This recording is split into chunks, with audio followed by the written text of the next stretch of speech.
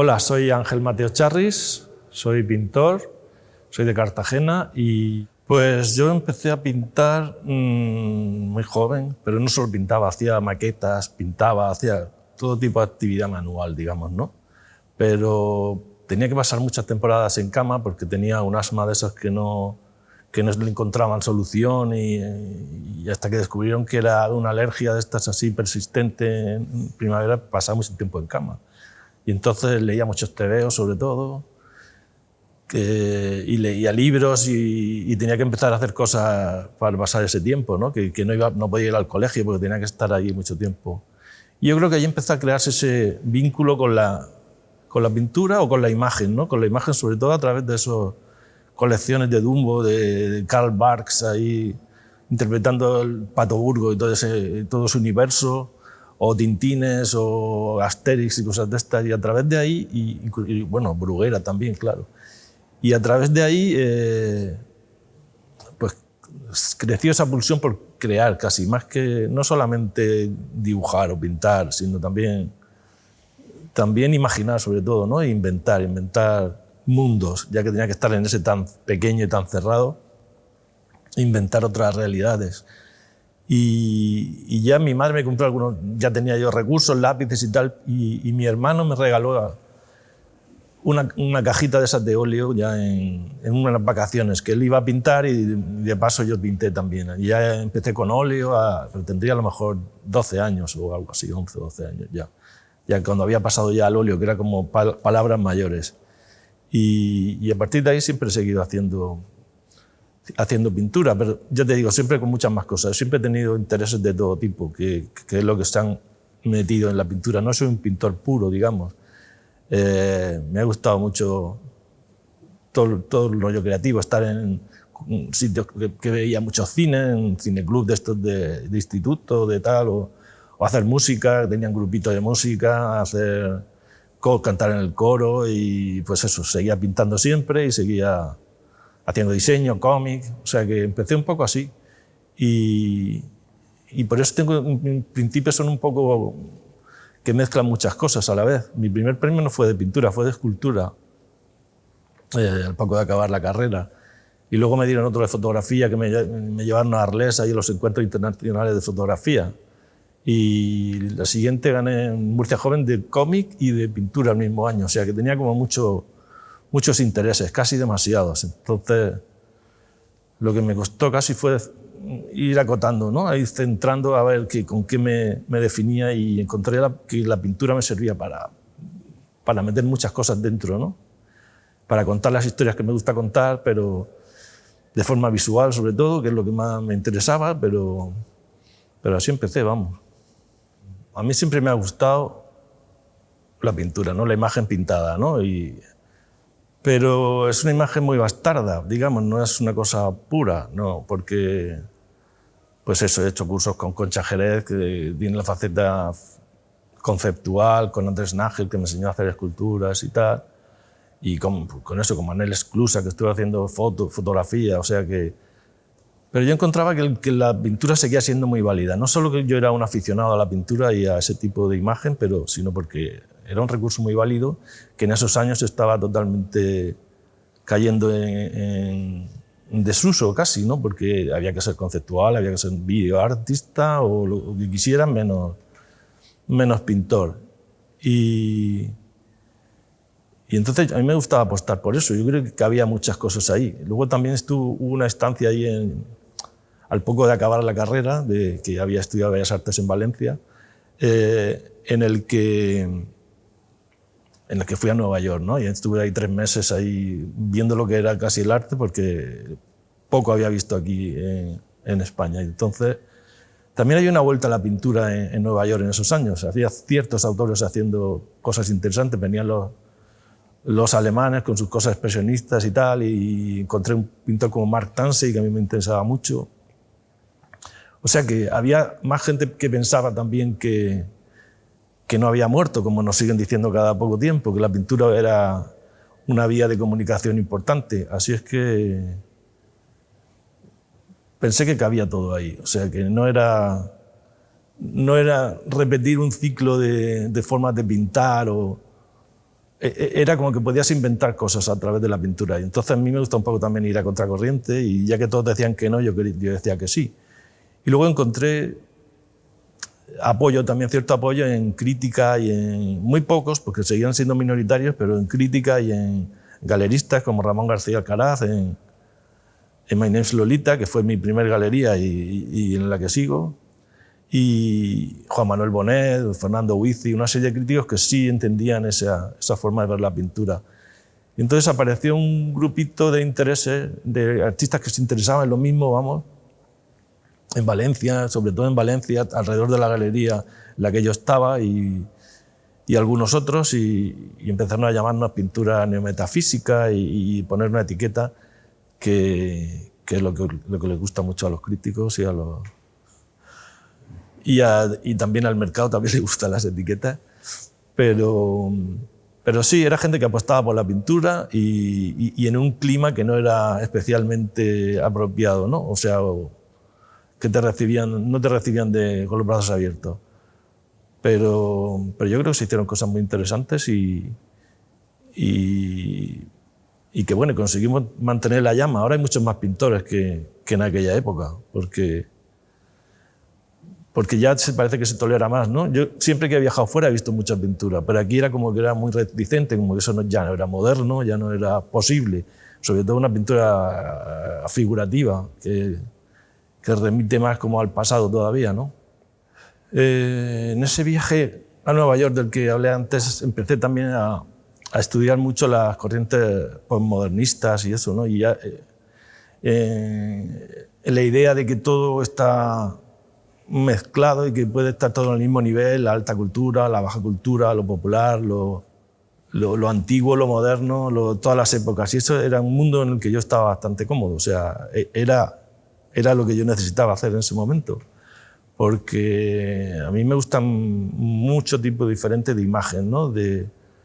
Tradicional, incluso en esa época estaba muy obsesionado con la pintura napolitana y cosas de ese tipo, y el siglo XIX, pero también cosas muy actuales y cosas publicitarias y cosas de todo tipo, ¿no? Y ese concepto de poder usarlo todo me encajaba como un guante, ¿no?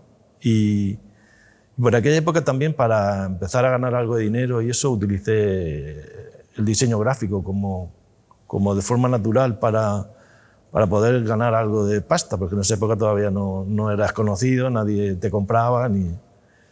Y estar haciendo ese tipo de trabajo también era una forma de ir creando ese tipo de poética, ¿no? Y usar mucho el collage, contar una historia que en este caso no era tuya, pero que tenías que contar la historia de alguna forma gráfica, y usar un tipo de recursos que luego he usado mucho en mi pintura y en toda mi trayectoria.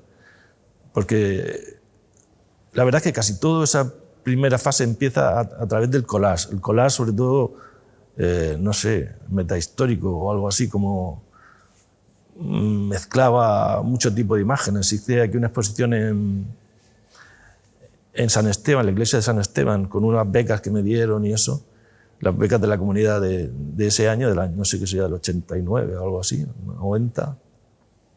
Y aquello eran collages visuales de pintura clásica, además siguiendo instrucciones de Leonardo, que era una cosa rarísima. El tratado de pintura y tal, lo seguí casi al pie de la letra, pero con mi forma de pintar. Y ahí aparecía desde Popeye hasta, pues eso, escenas napolitanas o de Artemisia Gentileschi con yo qué sé, con Herriman y La gata loca y todo eso, ¿no? Crazy Cat.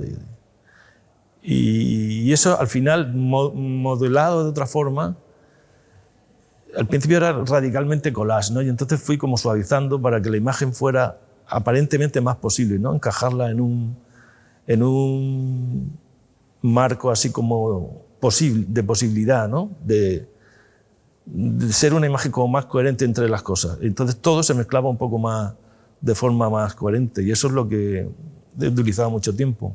Mezclar cosas que no se pueden mezclar, pero que al final, si funciona el milagro, encaja, y que me sirve muy bien para eso, para usar elementos como icónicos, culturales, o usar otro tipo de metáforas diferentes, muy de nuestra época, porque asociamos carácter o condiciones a ciertos personajes, ¿no? Del cómic sobre todo, o del cine. Y todo ese tipo de relaciones es la que me ayuda a crear ese mundo, que hay gente que llama Charrilandia o yo qué sé qué, como se quiera.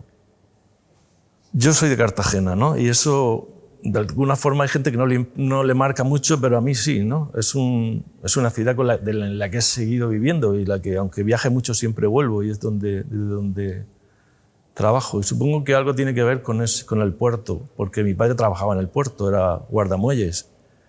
Y siempre me contaba, ha venido un barco de tal sitio, se va a otro sitio, se va... Era como que era muy consciente de que eras como un punto de salida y de llegada, ¿no?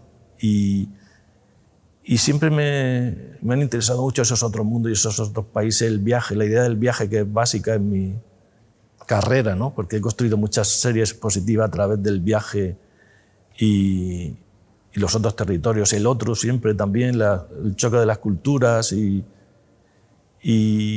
eso me ha venido muy bien el viajar cuando he podido, porque al principio no podía, entonces viajaba pues robando folletos, cogiendo folletos de estos de las agencias de viajes y con las revistas y incluso mucha parte de mi obra primera está hecha sobre eso, con esos elementos. Yo he pintado el Machu Picchu antes de ir y después de ir, o Angkor Wat antes de ir y después de ir. O sea que no hacía falta ni viajar, era ese tipo de viajero inmóvil al principio que era solo el ansia de viajar. Y algunos ciclos, como decía, son importantes en ese caso. De hecho, el de Cape Cod, Cabo de Palos, es un momento clave, digamos, en mi carrera porque es la que me dio cierta proyección nacional y empecé a sonar. Digo empezamos porque fue un viaje que hice con mi amigo Gonzalo Sicre, que es compañero de viaje, digamos, en todos estos tiempos. Y en principio llevamos ya unos cuantos años trabajando los dos y no habíamos hecho nunca una exposición juntas, que era un poco raro. Entonces decidimos, vamos a hacer algo juntos. Y en aquella época el artista con el que nos relacionaban o algo así era Edward Hopper, ¿no? Él tenía los suyos propios y yo los míos, pero el nombre salía en los dos casos, en el de Gonzalo y mío. Entonces dijimos que, bueno, un poco irónicamente, ¿queréis tomar hopperianos? Pues toma 2 tazas. Vamos a ver el territorio de Hopper, vamos a pintar nuestra tierra y la suya, esos 2 territorios pintados así de nuestra manera, a nuestra manera, y de paso nos servía para hacer un viaje a la imaginación americana esa, no solo a Edward Hopper, que es un autor que nos interesa, entre otros muchos americanos y de otra zona, y ver qué pasaba con ese viaje, ¿no? Y el viaje del motel, la América del motel, y la carretera, el viaje. Y fue una experiencia bastante interesante, nos lo pasamos muy bien. Y nos sirvió ahí, fue casi el punto en el que hemos estado más conectados estéticamente un poco, porque él venía de otra cosa, como de una abstracción que fue metiendo poco a poco la figuración, y yo venía de otras cosas un poco más directamente collage, un poco más aire pop en algún momento, aunque yo nunca he sido pop, pero ciertas conexiones así de ese tipo. Y nos sirvió un poco para... Ese ha sido el momento en el que se ha juntado un poco. Luego cada uno ha ido por su sitio.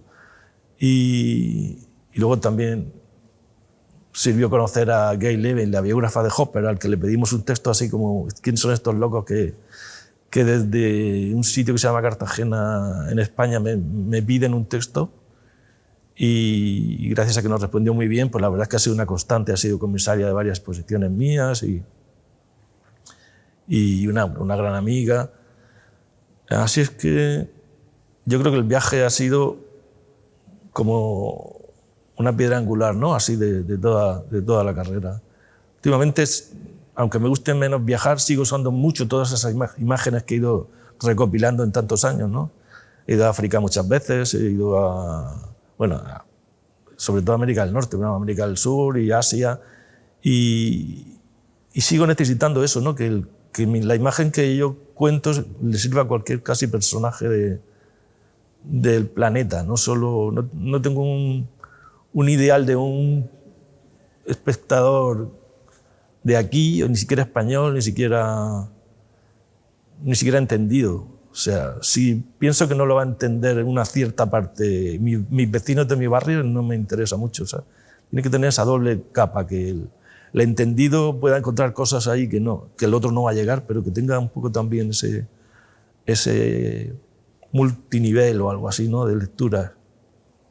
Y nada, así es que soy un viajero a veces inmóvil, a veces móvil, pero espero que mi pintura se mueva, claro. Pues escribir siempre me ha gustado, la verdad. Y no me gustan tampoco los textos de los catálogos del crítico que cuentan mucho técnicamente la exposición, y me interesa más que los textos sean como casi otra imagen, ¿no? O sea, otra parte de la exposición completamente. Y siempre he necesitado escribir en mis catálogos, no sé por qué, y en muchos de los casos diseñarlos yo mismo, porque me parece que tienen una continuidad todo, ¿no?, para crear un concepto, igual que otra gente necesita otra cosa. Y además me gustan textos que no cuentan la exposición, sino que te dan otro toque, ¿no? A veces es humorístico, a veces se sale por peteneras, pero creo que eso también ayuda a comprender en qué estaba pensando yo cuando estaba haciendo las exposiciones. Y casi desde el primer catálogo serio que tuve, digamos, que fue ese de Verónicas, ahí ya había un texto mío contando qué pensaba de la pintura y del arte en general. Y por eso siempre me gusta meter lo literario.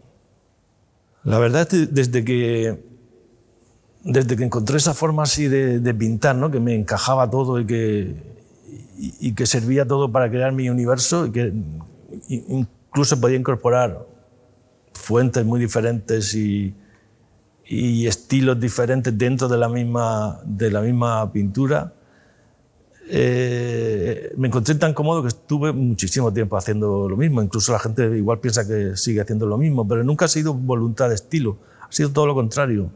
Intenté no tener estilo ninguno, para que todo se encajara bien, ¿no?, todos esos collages visuales y tal. Mi primera intención era no tener estilo ninguno.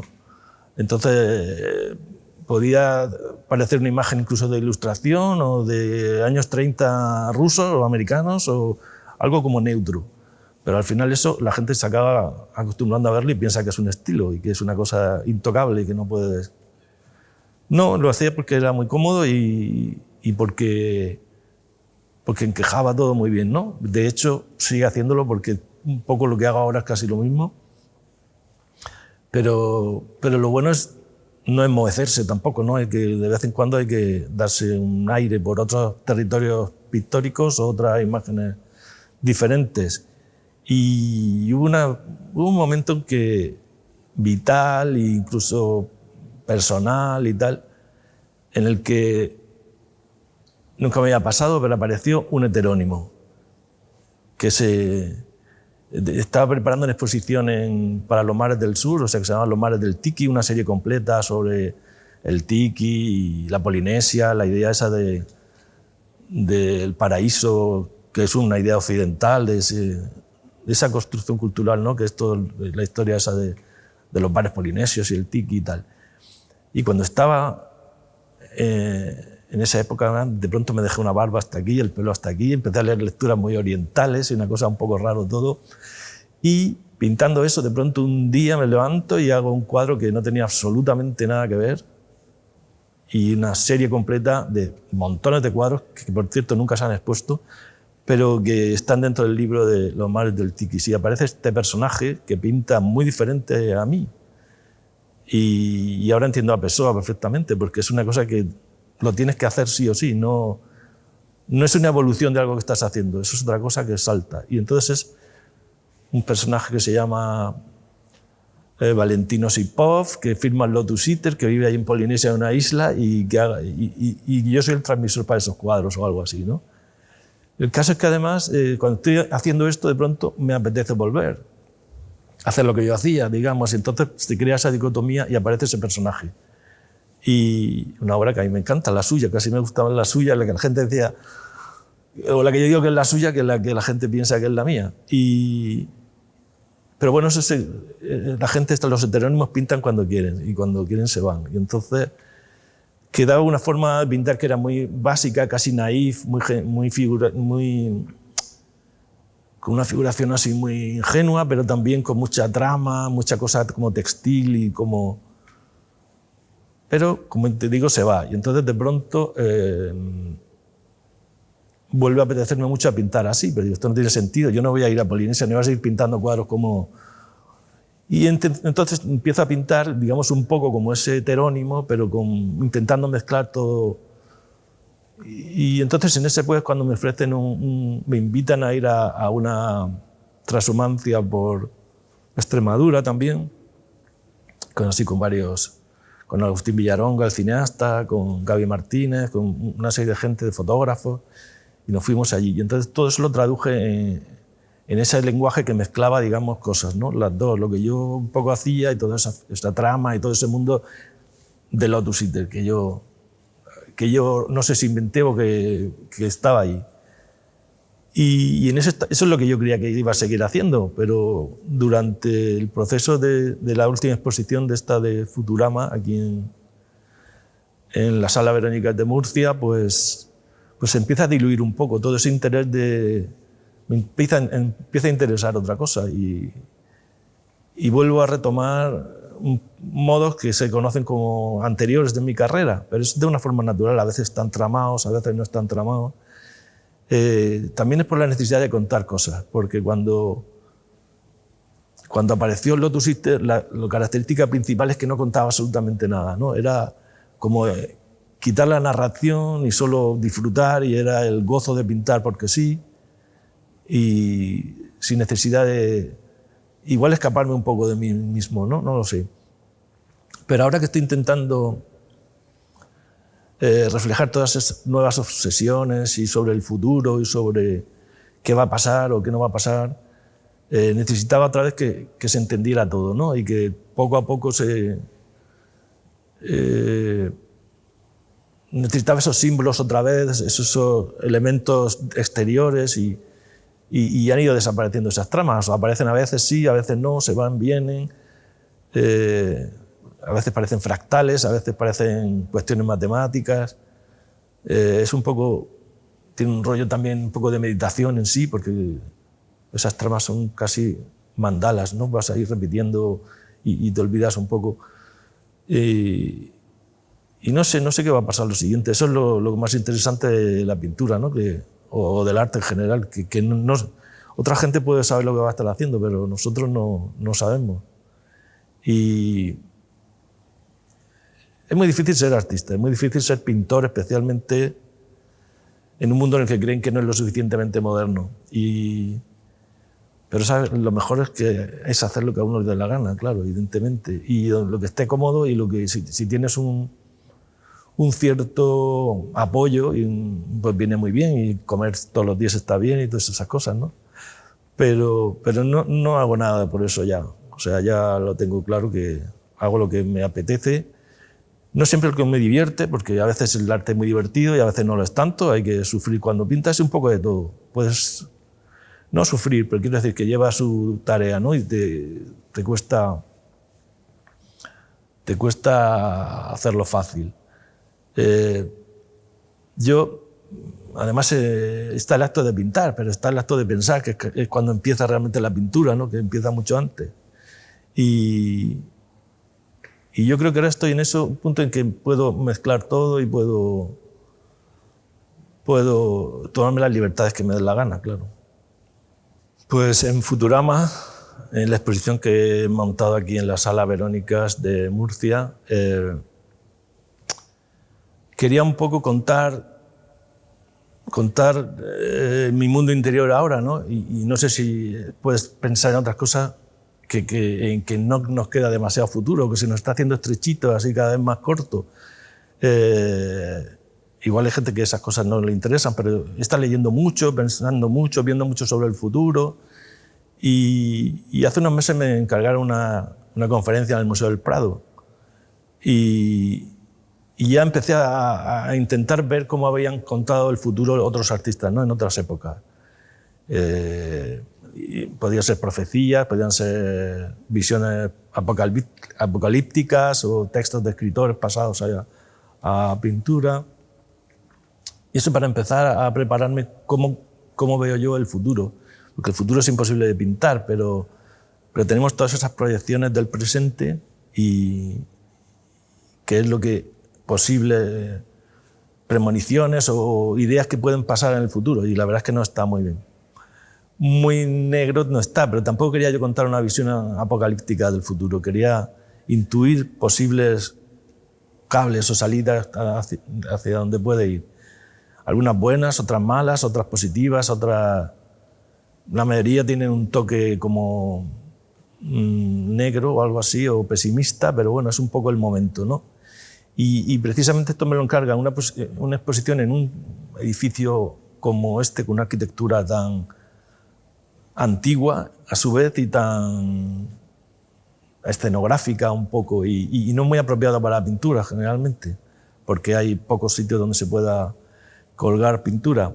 Y yo creo que esta imagen y este lío mental que yo tengo necesitaba contárselo de una forma con muchas imágenes, ¿no? Y casi de forma poliédrica, con muchas...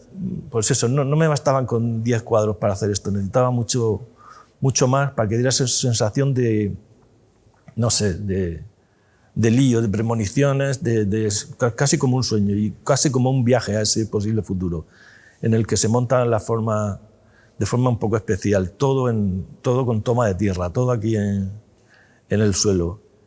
Y por eso lo he intentado solucionar con estos elementos, como una torre de premoniciones o algo así, ¿no? O de sueños y un poco de posibilidades. Nefastas muchas y otras un poco más llevaderas. Pero todo ese mundo que además venía de una forma de pintar anterior a otra forma, digamos, retomando una todavía más antigua, digamos, o más reconocible en mi forma. Y hay, por ejemplo, estas torres que mezclan los dos estilos, cada uno por una cara, digamos, ¿no? Como elemento incluso escultórico o tridimensional, basado en un diseño, porque eso está basado en una baraja de niños de los Eames, de Charles y Ray Eames, que le ha pasado aquí a esta escala y la he modificado ligeramente. O un montón de cuadros que no se ven de la forma tradicional, sino todos juntos, pegados, y en el suelo también, como si la torre se hubiera caído aquí, ¿no? En el centro de la sala Verónicas. Y que lleva cosas irónicas, hay cosas humorísticas, hay personajes cambiados de tono. Está inspirado mucho también en Crónicas marcianas de Ray Bradbury, un escritor que la verdad es que no lo había leído hasta que decidí empezar a pensar sobre el futuro. Y el tono ese de retraer, de llevar su propio mundo a ese futuro, en ese caso era Marte, ¿no? Pero me ha servido mucho para esta exposición. Hay cosas que a veces se ven, cosas que son muy de ciencia ficción, pero cosas que están muy llevadas a la Tierra, ¿no? Y luego está la forma en que uno se enfrenta a un espacio así arquitectónico tan impresionante, con esta altura, con ese altar mayor que todo el mundo utiliza, pero que yo no quería utilizar de la misma forma, dándole esa importancia.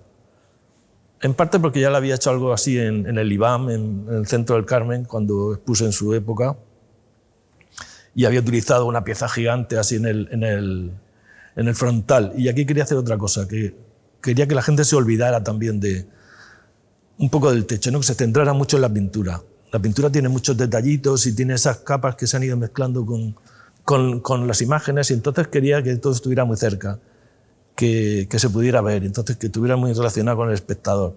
Y entonces me interesó mucho esa idea del efecto puerta, no el efecto ventana, que en cuanto elevas un cuadro y lo pones en alto, creas un efecto ventana. En este caso lo que yo quería es que la gente entrara, ¿no? Un poco en las obras. Hay muchos personajes de espaldas, como que te invitan a seguir tú detrás o a introducirte, digamos, un poco en las obras. Y y eso es la forma que decidí. No sé si se ve cómo pienso que va a ir el futuro, pero bueno, hay intuiciones bastante de la locura que estamos haciendo y a la encerrona en que nos hemos metido y vamos como lemmings de estos al precipicio, derechos todos. Esa es una posibilidad. Espero que sea alguna de las otras también, de que no hemos eludido el meteorito a última hora, pero no lo sé. Pero luego tiene ese tono que se llama Futurama, ¿no? Que es un poco, todos conocemos la serie de televisión, pero es un poco también, no está hecho por eso, está hecho por las exposiciones universales del 39 y del 64, que tenían una sección que era Futurama, ¿no?